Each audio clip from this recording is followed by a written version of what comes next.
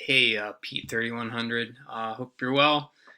Purpose of this video is to walk you through our final project, which is a learning segment. You probably know it as a unit plan, which is basically a series of connected lessons, and that's what we're going to do over the next 3 weeks. This is taking us till the very end.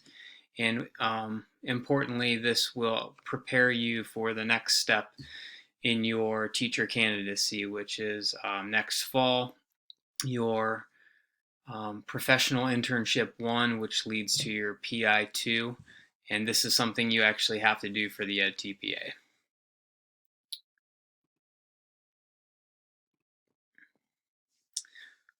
Okay, so within the module here, I've broken this down into steps in terms of recommendations of how I would tackle this if I were you. I would follow that advice, although you can open these documents in any order that you want. The first thing I kind of want to point out, I already mentioned, what is the goal of this assignment? Well, this is basically going to be your job when you become a teacher. You can all go into the schools on Fridays and teach a great lesson and get the kids active.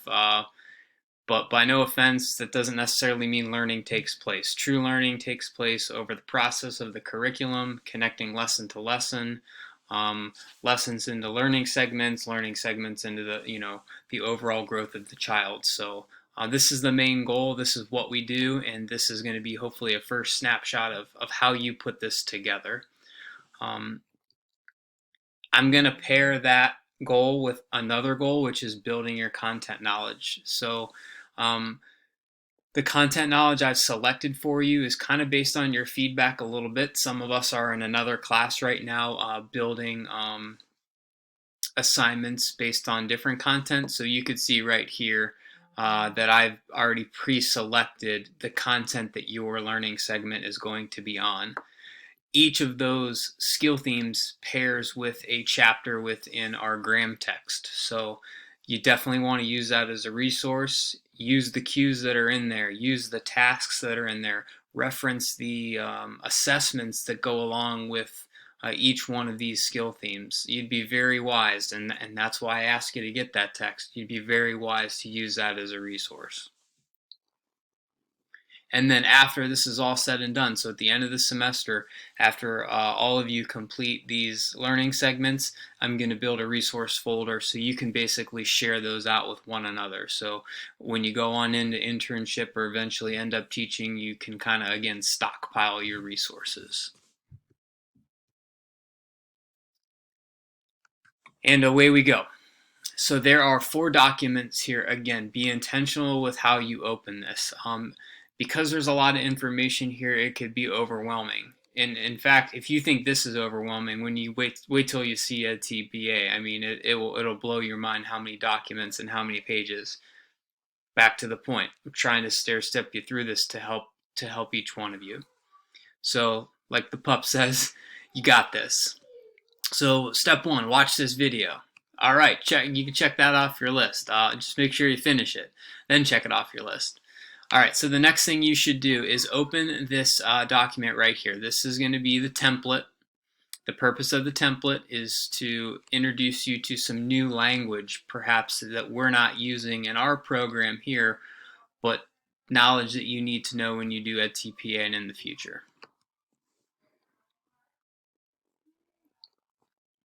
Okay, so here we go. So this is a lesson plan template, and you can see here there's a lot going on here. The good news is, and why I've selected this one, colleagues at Carthage College in their P program, they're just like awesome advocates for the detail and the expertise they have with preparing teacher candidates for EdTPA. So I've broken away from the lesson plan template that we have used, and we're going to use this one because if you trust me, this is going to set you up for success in terms of organization and language, and you'll find that you'll be far more successful if you use this one. Each one of these italicized categories is going to describe to you what they would like to see or what I would like to see. So some of these are obvious and we've already learned these things, right? How to write our objectives, to make sure we're writing objectives in all three learning domains. And then some of them might be new to you, like what we said, what is a segment of learning? What's a learning segment? Well, again, it's another way of saying a unit plan. What is a central focus? So again, we're not just talking this specific lesson, but we're talking of the focus of what's connected over all 3 or 5 lessons all together. Now, since we're not literally teaching these lessons, some of these things are going to be hypothetical. So in terms of like if you had students with disabilities or individuals that need accommodations, that isn't necessarily something you have to write literally, but at the same time, you're going to see that you will need to do that. So you can be hypothetical if you would choose to. And then there are things in here that are going to look really new to you. So take the time to read some of these things. Since these haven't necessarily been introduced in class, that's okay. We're going to get you there, specifically when you do EDPL 3600, which will be your PI1. All of these things will be walked through. So if it jumps out to you right now, don't let it get to the point where it frustrates you. Give it your best shot. Try to use these words in context. And if they throw you for a loop, again, just reach out to me, pick up the phone, and we'll walk through it.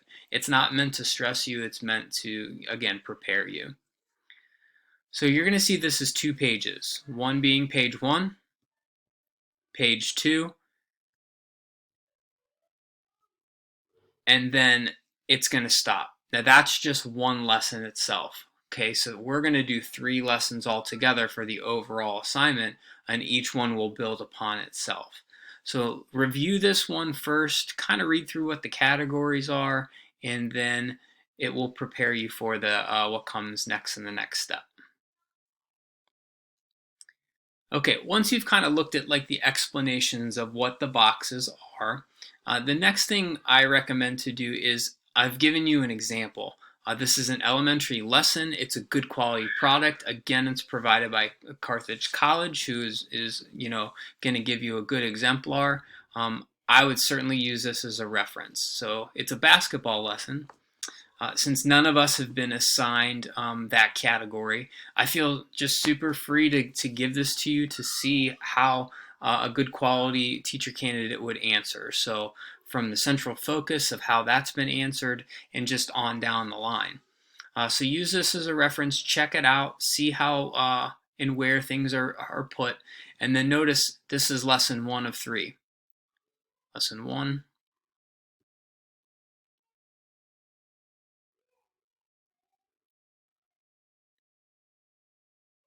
And then lesson 2. Now, if you notice, so we went to, I'm going to go back really quick to lesson 1. Our lesson focus for lesson 1 was dribbling and passing and the learning cues that go along with that. So that was our lesson focus. But if we were to go to lesson 2,